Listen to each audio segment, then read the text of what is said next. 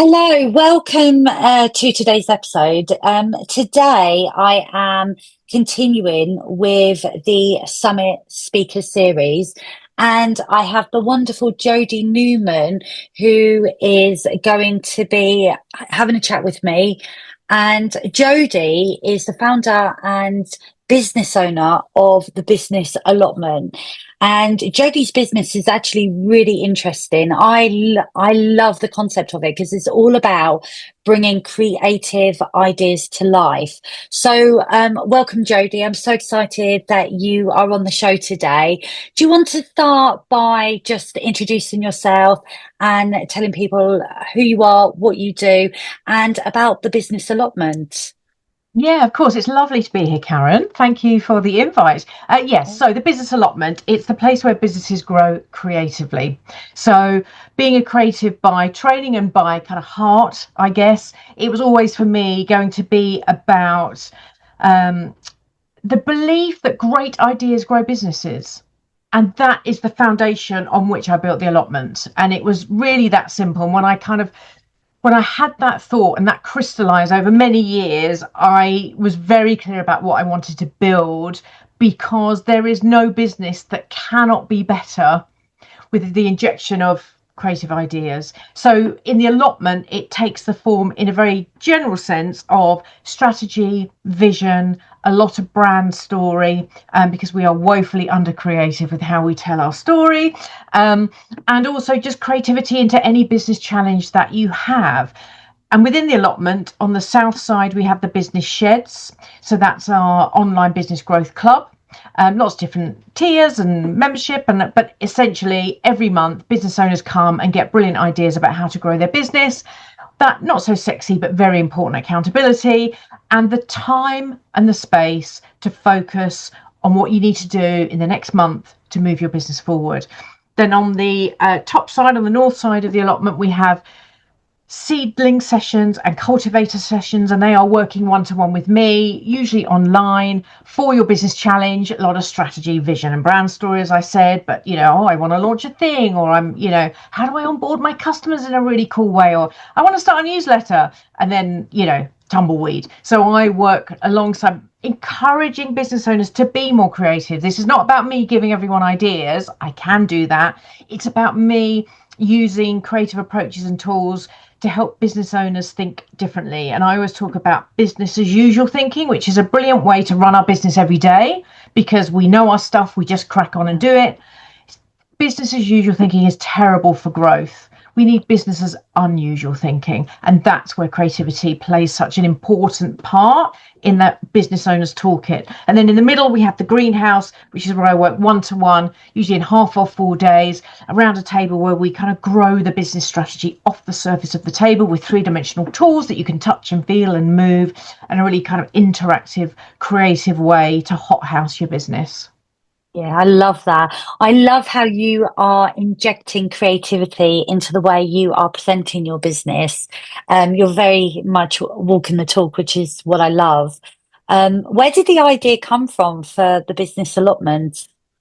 So I did my own toolkit on myself. I do brand naming as a service. Yeah. So I had all the tools, and I worked through the process. And really, for me, it goes back to understanding your own story. I have a framework called the story wheel, and right at the center is the brand heart.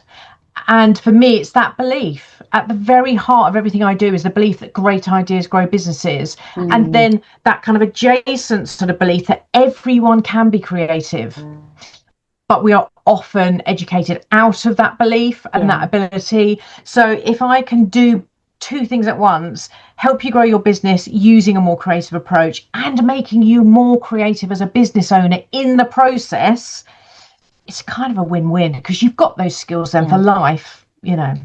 Yeah, absolutely. I think it's really interesting with business because even if you are somebody that is analytical, that you like data, you like to kind of get in the weeds of your business, in Mm, order for any business to take shape, there needs to be an aspect of creativity that gets infused into the business.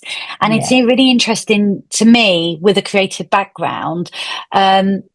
creativity plays such an important part in my business, but then I'll speak to somebody and they'll be like, I'm not very creative, but Yeah. yet they've come up with a name, they have a concept about their business, they have an Yeah. idea, and that creativity is there. They have brought an idea to life, but Yes. yet they sometimes don't believe that they have that creativity within them, which is really interesting. It's quite often a bit of gatekeeping as well, And I work with a huge amount of creatives. So obviously, they kind of they're attracted into the allotment because of the creative approach. And I love working with creatives because there's no pushback when I go, right, we're going to start by drawing a lemon. And I want you to put a fez on it. And they're like, sure, let's go. This is great. And they don't question why, because they're used to having that ability to kind of step out of their safe zone and do kind of stuff like that. So yeah, it is what they tend not to do is break down their own creative process and understand that, because there is a little bit of like, ooh, it's black magic, let's not stare it in the eyes, it might run away. Yeah. And I think they feel that creativity is an instinct that is innate, but they've actually got to that position through thousands and thousands of hours of practice, of potentially being educated in it, of skilling themselves up. And you could, and I think we sometimes forget that we have this skill because it feels like living and breathing to us, particularly in the Mm. creative fields. But you can only live and breathe it in such a kind of natural, subconscious way because you've done the hard work to get there. So when I work with people who self-proclaim I'm not creative, it's amazing what happens, because it starts off feeling quite hard work. You can see it in their eyes, like, oh God, my brain hurts. And then by the end of the session, they're like, bang, bang, bang, another Yeah. idea. And I'm like, yeah, you've got it. It's just tapping into a different way of thinking. Yeah, absolutely. And I sometimes think it's the way that our brain processes, doesn't it? So, with me, I'm highly creative, but my husband, he's very analytical. But Mm. there are certain things that he'll do that require creativity, but he doesn't see it as creativity. He Yes. doesn't realize he's tapping into those skills that he Mm. has, Yeah, um, because he's not doing it all the time. And it is exactly. skill. It's a learned skill, isn't it? We, like you say, we all have the ability, to be creative. It's just tapping into that Yeah. skill set and Yeah, harnessing it absolutely. as well. Yeah, I mean, the research sort of does suggest that only up to 20% of creativity is an inherent sort of genetic skill, which kind of leaves 80% on the table Wow. as a skill that can be learned. And Yeah. that's where I teach people to use tools to think in different way. We can all be better creative. We're not all going to be creative geniuses. You don't need to be a creative genius. You just need to apply a bit of creativity to your business to create some really fabulous results. Yeah, absolutely. 100%. I think it's probably one of the most for what I use, the most important skill really. And it's Mm, interesting that you say, I think creative people take it for granted.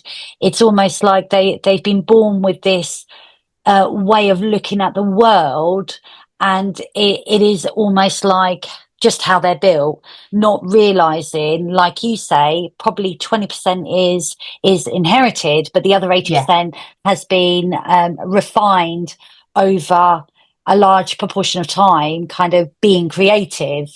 Yeah, totally. I mean, if you think as a kid, those who have creative tendencies will naturally gravitate towards stuff outside of school that is creative. They'll paint, they'll draw, they'll make comic strips. I mean, all the stuff that I did, when you're a kid. And so even from 5, 6, 7, you're putting in that, if you subscribe to the sort of 10,000 hours principle, my God, you're starting that Yeah, skill very, very early. And, that is very much encouraged until you get into school, when then it becomes all about the data and the improvement yeah, steps. And they could not give about, kind of your creative output, yeah, and that's where you start to dip. But then if I think, yeah, it's obviously you've got to have some kind of inherent curiosity about your own creativity. But there's, I do lay the blame somewhat at many of our educations as to why people believe they are not creative, because it only takes one. I mean, artistic talent has nothing to do with creativity. yeah. And I think if we understood that, it's a good place to start from as business owners. Because Yeah. often I'll say, do you consider yourself creative? Well, no, I can't draw. I'm like, Yeah. that's an I was going answer to to a say different that. question. Yeah. That's got 100%. nothing to do with it. Yeah, yeah. And I reckon if you ask 10 people, you'd probably get the majority of those people saying exactly that. They Yeah, associate things like drawing and painting and, with being creative. And it's not that at all. yeah. I always think it's a wonderful thing to have an idea that's been planted and being able to bring that idea to life. But that creativity starts from the moment that you start recognizing what that seed of an idea is, Mm, and then using those skills to kind of bring it out, grow it, bring it to life, make it yeah. happen. And Mm, it's interesting with business owners and entrepreneurs because they have that. They've come up with the idea for their yeah, business and they've made it happen. They're visible, they're networking, they're showing up in whatever capacity. They've yeah. essentially brought their idea to life. But yet they are most likely going to be the people that say, I'm not creative, Mm, which is quite interesting. yeah, it's fun. I mean, I could talk about this for the next 3 hours, so probably better not, though, eh? So what's one of the biggest mistakes or misconceptions that you see entrepreneurs make when it comes to like thinking of or being creative? What is the thing where it moves them away from being in that state of mind? Mm. Well, I think to pin it to something very tangible first, because I can talk, as I said, for hours about, what won't be happening in your business if you don't embrace creativity as one of your kind of, business critical skills. But I think for me, brand story is a place where there is a dearth of creativity for most small businesses. And I think the biggest mistake is not investing time and potentially money, but not necessarily, to really create a distinct story and be creative about the words you say, the way you describe what you do, how you connect with your audience. Because without that, and it feels, I think maybe there is a sense that working on your own story is a bit self-indulgent. Yeah, Well, it's all about my story, and I'm not talking about, well, in 1984 I woke up and I realized this was what I was put on this earth to do, because no one gives an S. What I'm talking about is those really critical elements of your business story that help your prospects make their mind up about who they work with. Your story is purely in service of your prospects. That's yeah, it. They have one question in their minds: why should I choose you?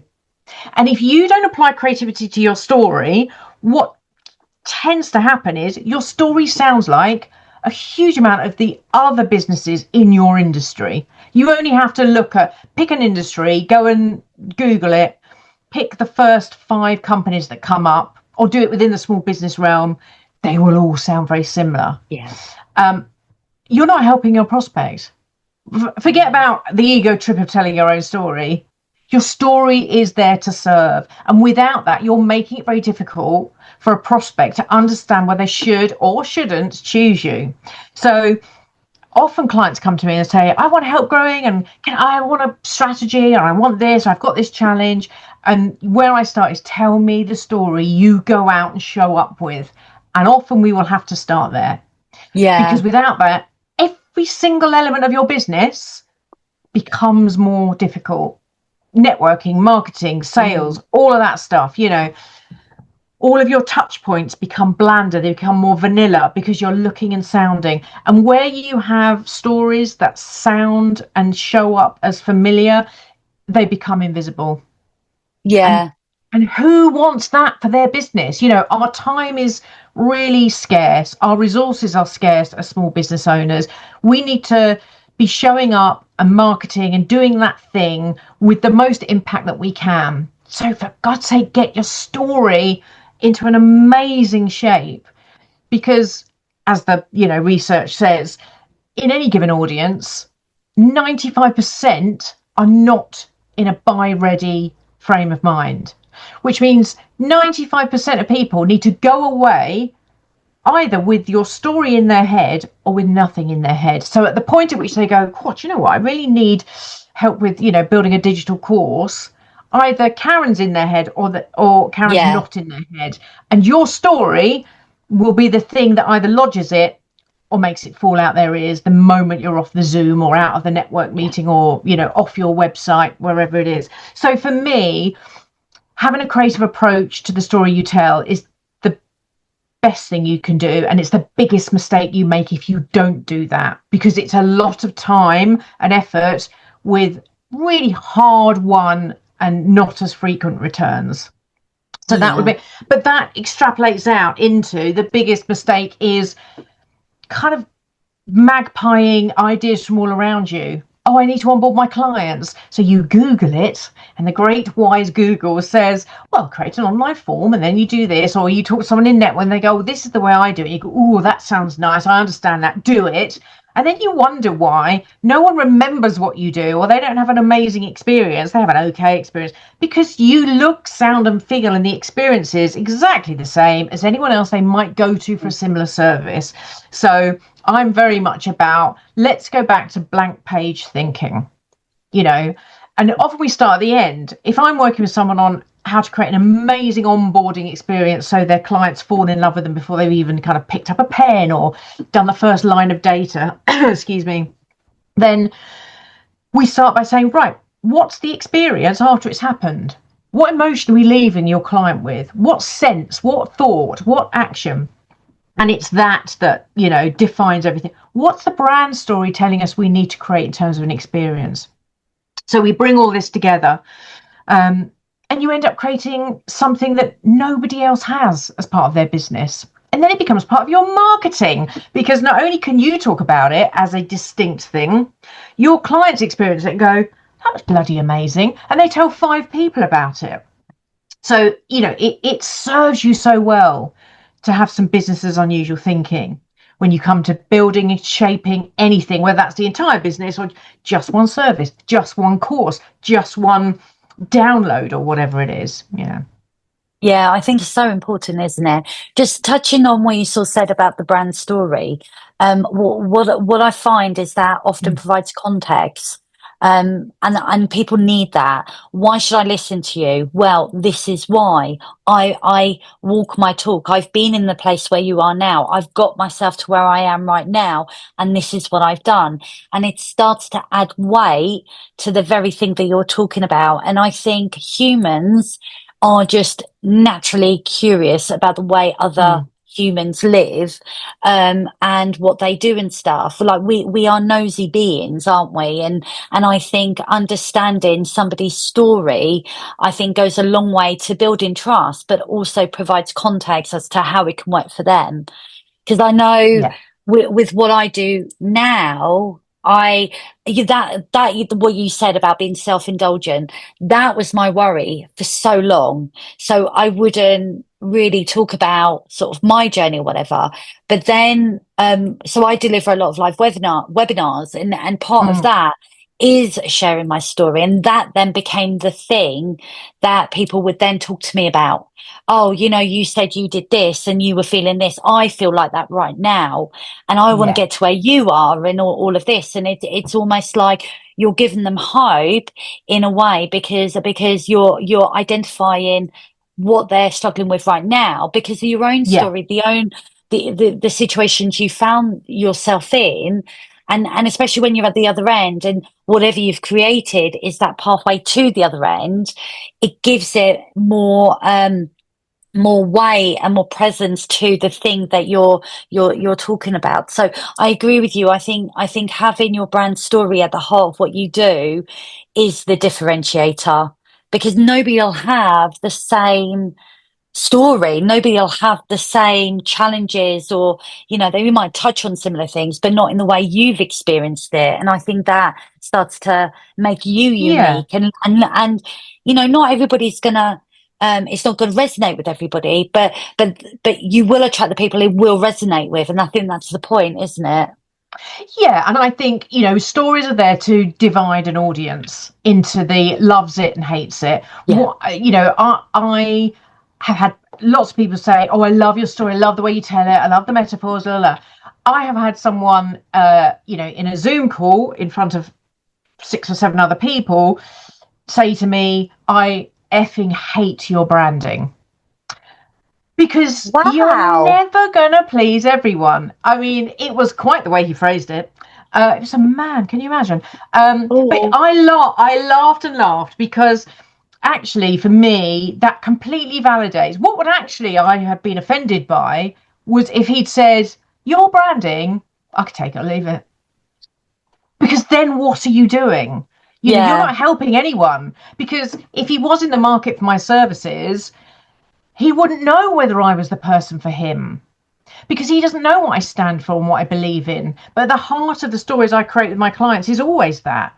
This is what I truly believe in about what I do, because you can have 15 brand designers lined up in a row and ostensibly they do exactly the same thing, right? So their USP, and I absolutely loathe that term. People now understand it, but it's very kind of acronym heavy marketing speak. yeah, But people get so worried about what's my USP, I call it about being brand distinct, and they will be distinct from each other, but not just by cursory looking. And that's what a yeah, prospect will do in the first instance.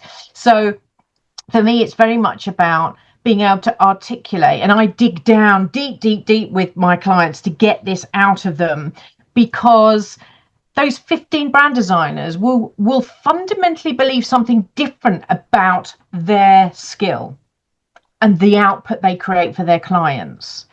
Some people are about, I want to connect emotionally your audience with your business. Someone else will be about, I don't know, being able to read the purpose of the business through the graphic language. And everybody has their beliefs about what they do. And I think it's incredibly important you articulate that, and also articulate it in a way that is distinctly you and your brand, because the language that you use is the audience that you choose. Because yeah, I could rock up and talk about USPs and la la la and data and la la la la, and that would make me a very different prospect than me wanging on about rubber ducks and ideas and freeing your creative muscle up and that kind of stuff. And I choose the audience just because of the story I tell. yeah. And I think, and you can choose your audience and then create a language that matches. So it works both ways. But people, I think, forget that if they don't choose their language, it becomes invisible, because you can bet your bottom dollar everyone else is using it too. Yeah, yeah, I agree with you, and especially in a world of AI as well, and that Yeah. sort of makes it even more harder to stand out. Well, actually, no, I will go as far as to say, in a world of AI where there's a lot of regurgitation, um, bringing in a creative angle that is authentic to you is where you stand out. And I think going forward, that's going to be the power. That's going to be where you get to shine, because if you, and I'm not saying don't use AI, but if you're somebody that is sharing content and you're only taking what AI is giving you, and you're not creating authentic content that represents you as an individual and your business, then like you say, you're just going to blend in. Whereas the people that are going to stand out, be noticed, and most likely get those leads and conversions are going to be the ones that are different, the ones that are staying true to themselves and showing up in an authentic way. So I Yeah. think it's really powerful, and often probably underestimated as well, or at least the creative side undervalued. Yeah, I think it is, because I deal, not exclusively, but I deal with a lot of business to business businesses. How many times can I say business in one sentence? And I think we forget sometimes that certainly in the sort of the SME market, there has to be that brand personality. It doesn't have to be your personality. There has to be that ability for someone to human connect. We sell to a business, but we don't sell to a business. We sell to another Yeah, person. And because we're all in crowded marketplaces, I've got the choice of 15 brand designers. yeah, I probably know 15 myself, or I know 6 and I can go find the rest. So how do I choose? Even procure, when I used to be in charge of a multi-million-pound print budget, you can bet your bottom dollar the suppliers that I chose were the ones that I liked. Yeah. Not work together, so there are a million ways to dress up the procurement decision, the outsourced decision. But if you do not resonate and do not think they are going to deliver me, I talk about part of the story for me is brand shift. Where do you shift your customers to? Get them to understand where you're moving them to. That outcome, is what they want to buy. Because Yeah. if I say to them, I can get you a fabulously distinct story to go to market with, show up, be confident that you are going to be remembered, they don't really care if I say, in order to do that, I need you to stand on your head for 3 hours and then it will happen. Or you come on 2 90-minute sessions with me, we work creative. That's the bit that they're not buying that bit, they're buying the shift. Absolutely. So all of this becomes part of that essential story, so that, and what happens is you get more of the clients you really, really want to work with, and you get less of those that make you grind your teeth and think, when will this project be over? And oh my God, we've all had those kind of clients, haven't Haven't we? we just? Oh, so if somebody listening could just do one thing, start in one place in order to make a shift in their business, what would you tell them to do? So I think, regardless of whether you are a creative or not, because as a creative, we have an ideas territory, and that becomes very well worn. And so, if you imagine your creative thinking territory as a field and it's got fences round. So people who aren't naturally, or, don't practice being creative, their field might be fairly small and they think within that.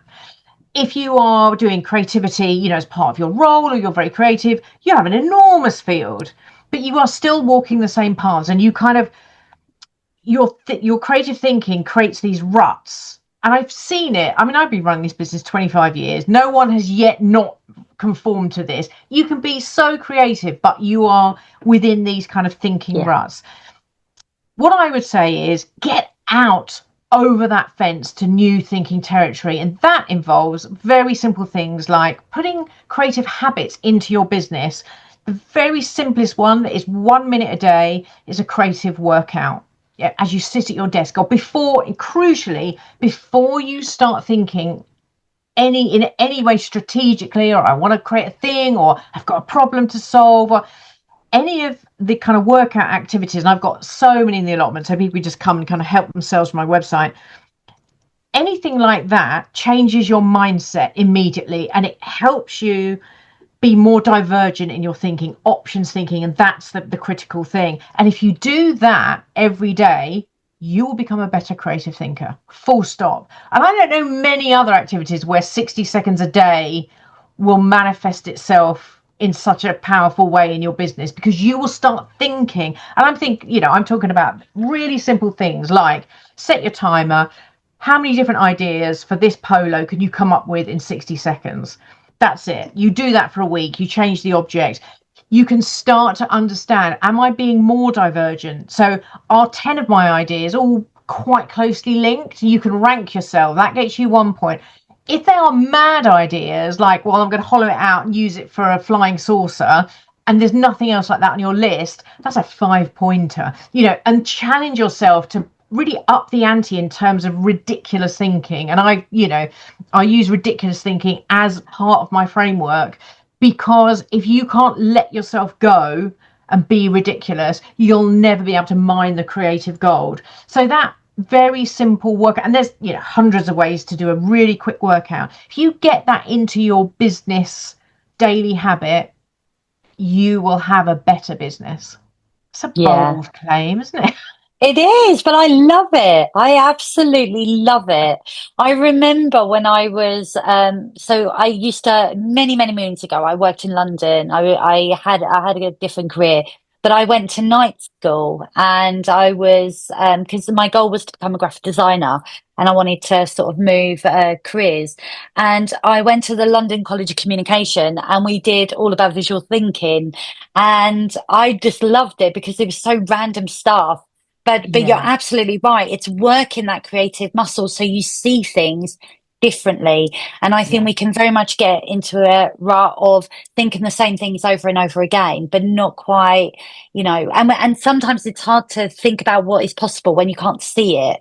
So I think Yeah. there's a skill there to be able to have these big ideas without worrying how they're going to kind of come to fruition.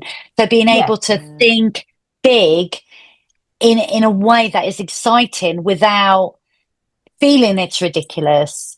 Do you know what I mean? Yeah. So I mean, I seeing think, things from different angles and that. I invite my clients to get comfortable with feeling sort of, that feeling ridiculous. I'll Yeah. often set some ground rules about, whatever crazy shit is in your head is probably where the answer is. So let's hear it, please. And, I open every client session with a creative workout. To set the intention that that's going to be part of the experience. And, I have hundreds of creative tools. So we don't just stare at each other and go, come on then, your turn for an idea. I will have decks of digital cards. I will have scenarios. I will have provocations. I will have random stuff that they have to mash into their, challenge in some way. There's just a whole toolkit because you have to keep pushing yourself to go outside because we are, particularly if we've had careers and been employed before, this isn't valued, this stuff. Depends on your job, but for most of us it's like get the stuff done, get it right, get it done quick and move Yeah. on. And that is not the friend of creativity. Creativity is all about Where it you goes are to going to die. fail 8 times. Yeah. You have got to make failure your friend. The biggest thing I hear from clients is, okay, we've got this amazing idea, I'm really excited, will it work? Like, I don't know, that's why we're trying it. You're just going to get it to good and you're going to launch it. Because if I knew it worked, it wouldn't be a good idea. It would be an idea someone else has had, and we can have a look at the data. Because data's only ever, as Rory Sutherland said, very good at looking backwards. I Yeah, don't have yeah. data on this brilliant idea that hasn't existed in the world yet. Yeah. So let's go on this, crazy walk together and see what happens. And it's, I think this is the other thing that I say. I say, just do this one thing, but I say that 8 times. So there's a long list of stuff to do. But I do encourage people to do a creative, and I use that in the broadest sense, activity outside of their business. Because if we set up a business doing something, we are experts at our thing. We have to be, otherwise we'd be dead on sort of day 6, right? So, and as we get deeper into this expertise thing, we really don't fail in any significant way because we're too good at what we do, right? And then we become really rubbish at failing. And then we become unresilient, if that's the right negative. We lose our resilience to failure, and we're born with resilience. Because as kids, you fall off your bike 18 times, we don't care. The tower gets knocked down 20 times, we don't care. But and then we become frightened of failing. And then every single idea we have exists within the safe, close, everyone else has done it before, but we know it works, so we'll do it territory. That's where businesses go to die the slowest, most painful and tediously boring death you've ever seen a business do.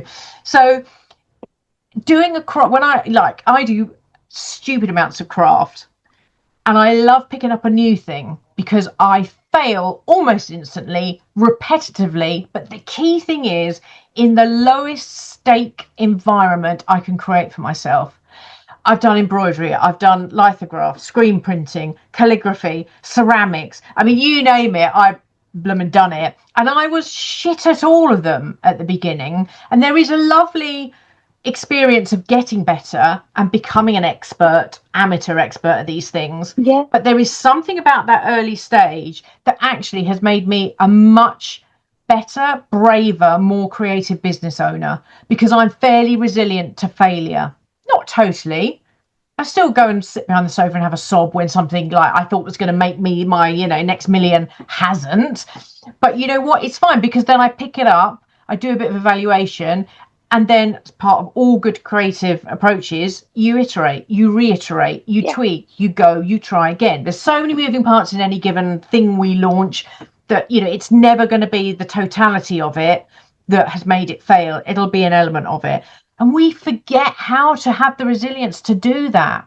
And, Yeah. so many things get like, and because we take it also personally, because it's our baby and we've worked so hard, and why has no one seen how brilliant this is? And then they go, well, no one wants it, so I'm going to put it in the bin and try something else. And all that amazing thinking gets lost when it could have just been one thing.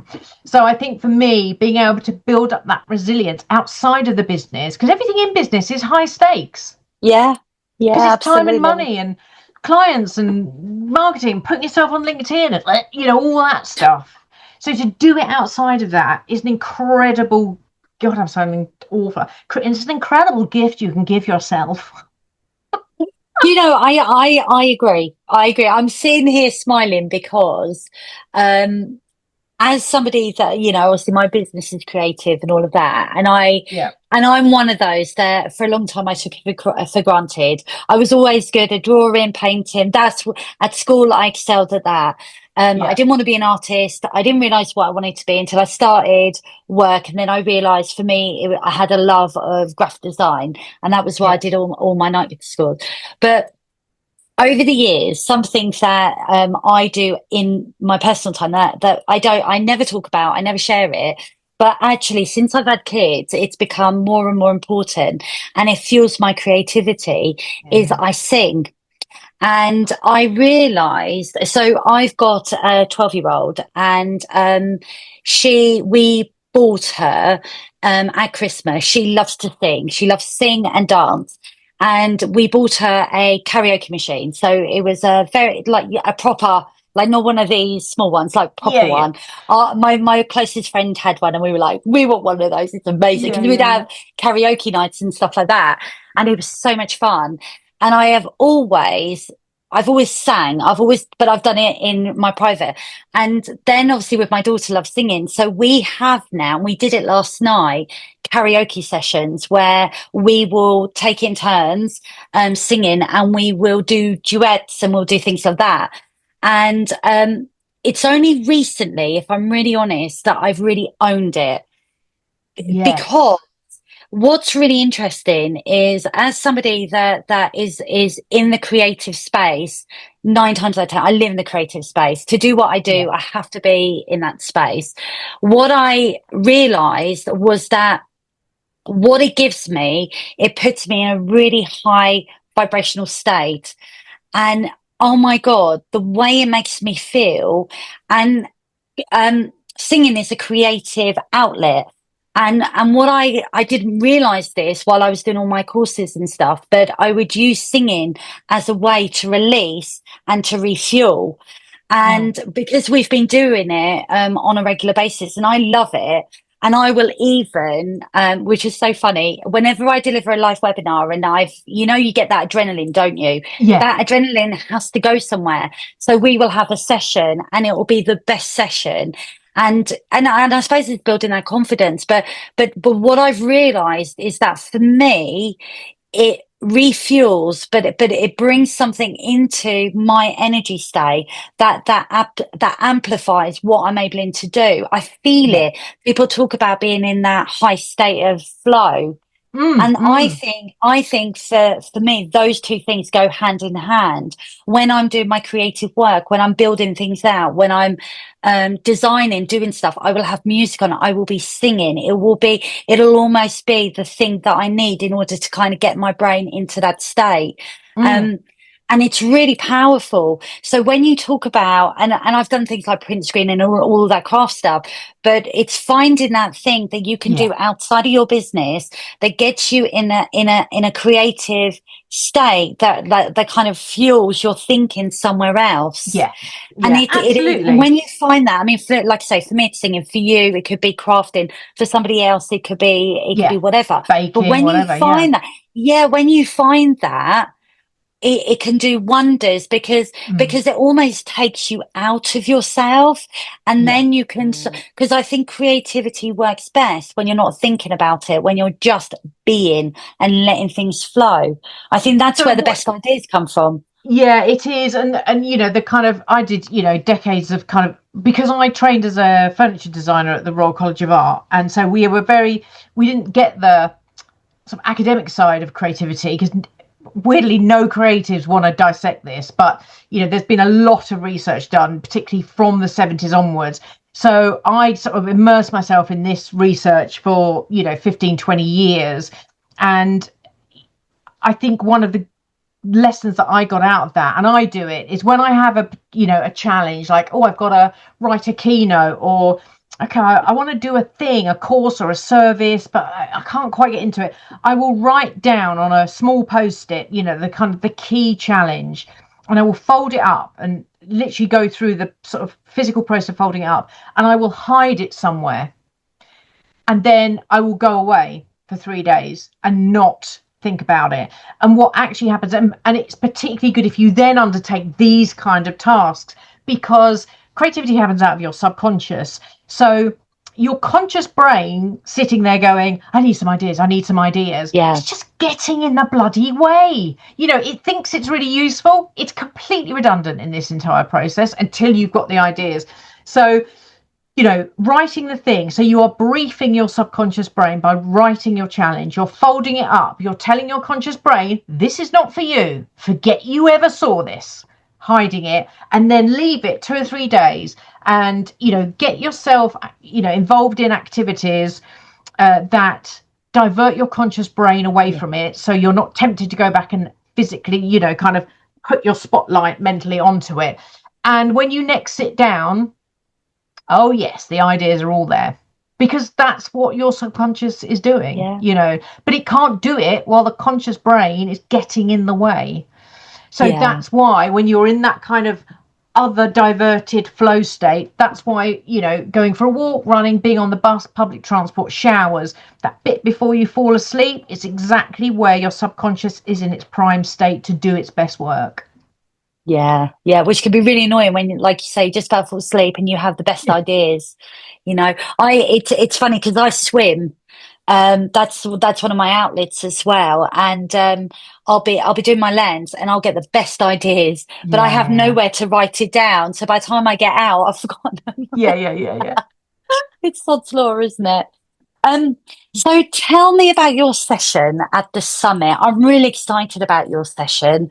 It's going to be absolutely brilliant because I know you're going to be bringing some juicy stuff that you're going to be really helping the attendees with. Yes, so I've done this kind of work with lots and lots of my clients about how to create the right course. It's often the first thing that they've done.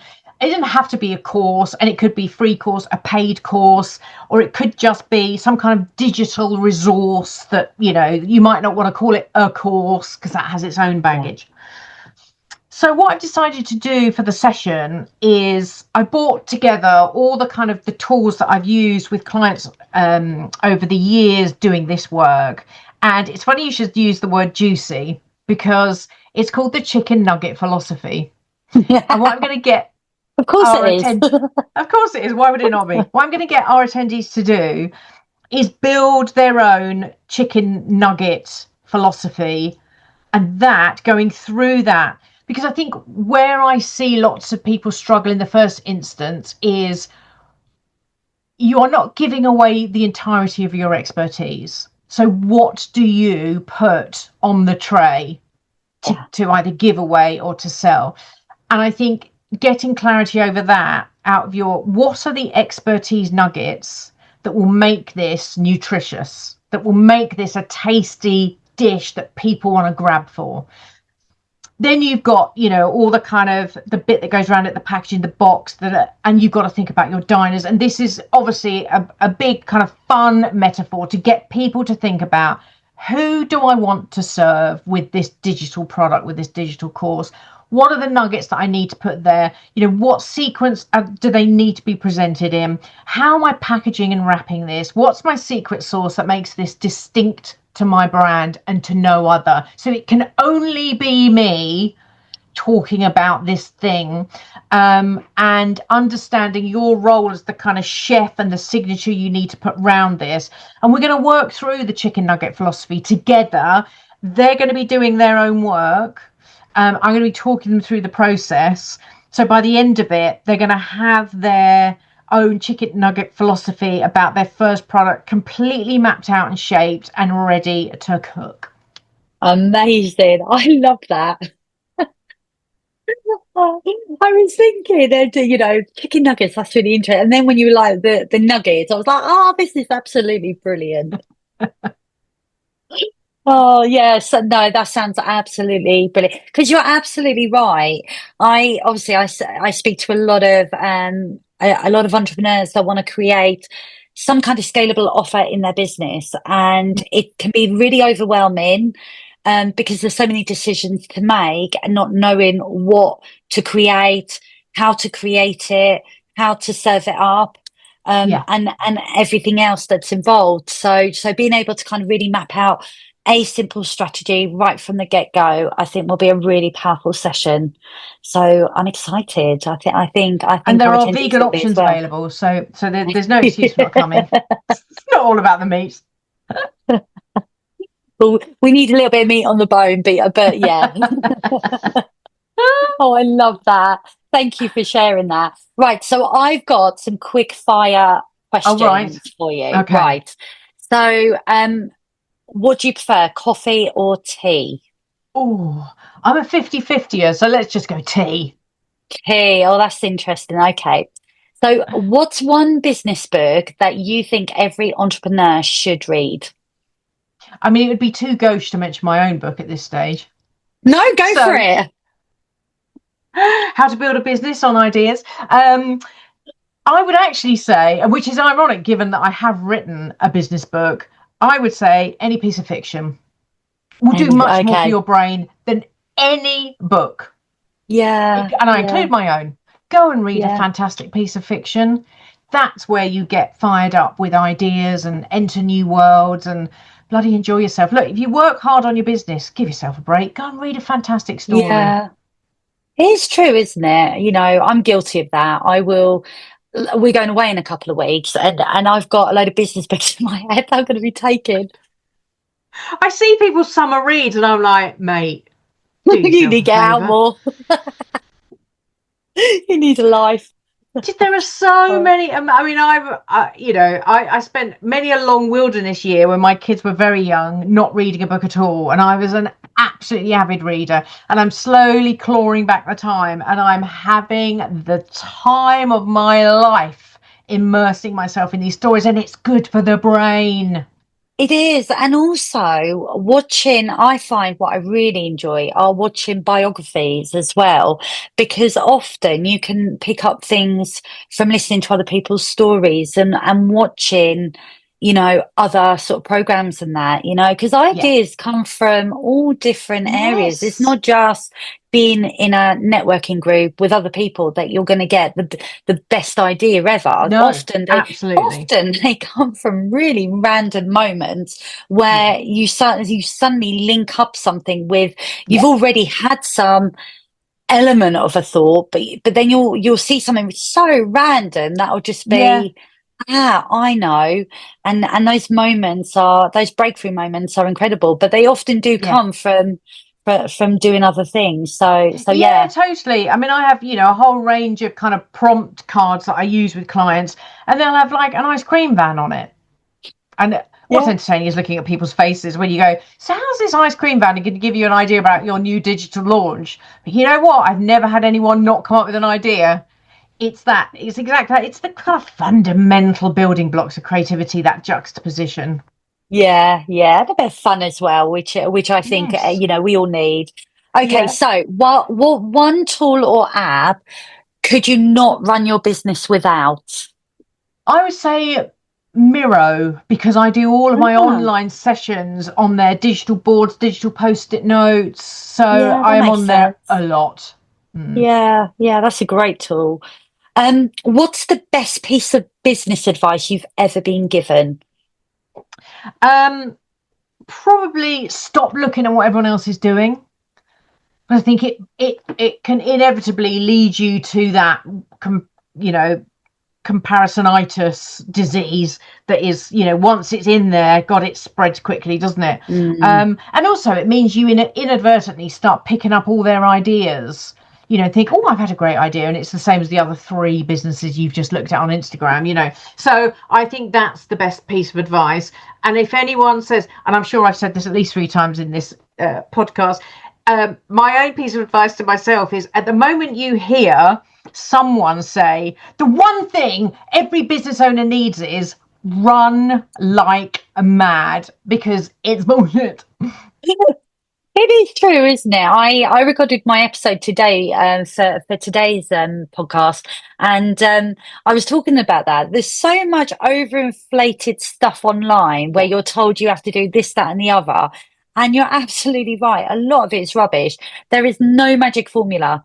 In fact, the mm, only thing I would say probably is anything of what I would deem as magic is consistency, because consistency yeah, compounds over time. That's it. yeah, yeah, Everything else is about, it comes from you and the effort, the energy, the action you take, but it's being consistent, not yeah, listening to all the other sort of rubbish that's out there yeah, online. exactly, yeah. Okay, so in one sentence, what does building an online business mean to you? Well, I think the one word that comes to mind is scope, because pre-COVID I didn't have an online business. I was all face to face, and moving the majority of my business online means I've got the scope to work with people from all over the world, which I do, and the scope to create new ways of working, because creativity is easier, as sort of a creative mindset and a creative environment is much easier to create when you're in the room with people. So it's been a huge and a really exciting challenge for me to try and understand how that creative experience works through a screen.